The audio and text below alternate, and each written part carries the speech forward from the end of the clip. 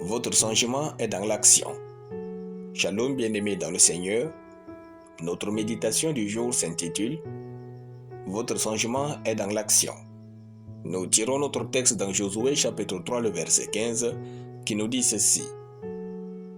Quand les sacrificateurs qui portaient l'arche furent arrivés au Jourdain et que leurs pieds se furent mouillés au bord de l'eau, le Jourdain regorge par-dessus toutes ses rives tout le temps de la moisson.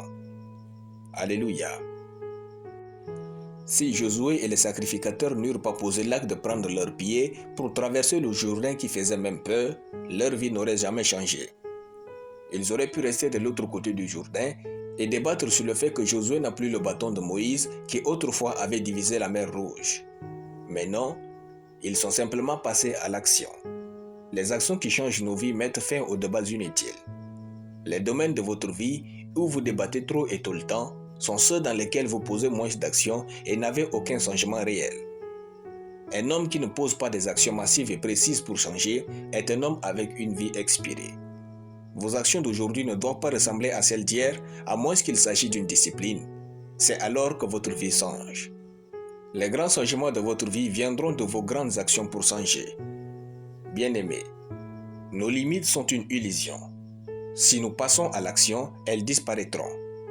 Pensez à ceci, tant que les Israélites conduits par Josué et les sacrificateurs n'avaient pas mis pied dans l'eau, le Jourdain était leur limite.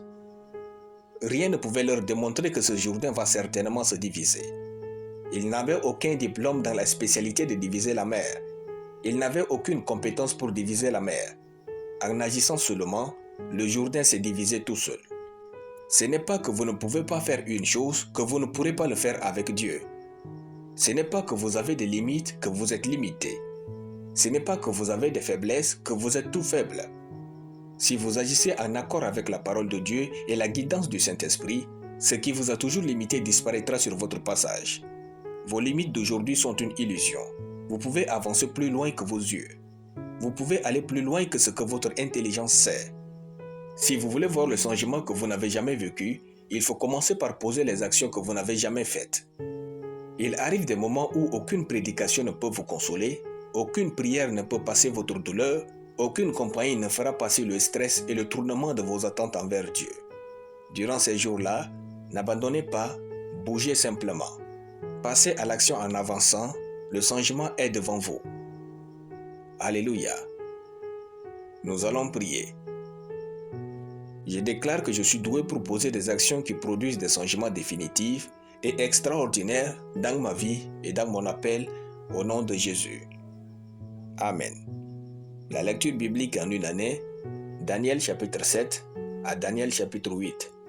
Soyez bénis, c'était le pain du ciel.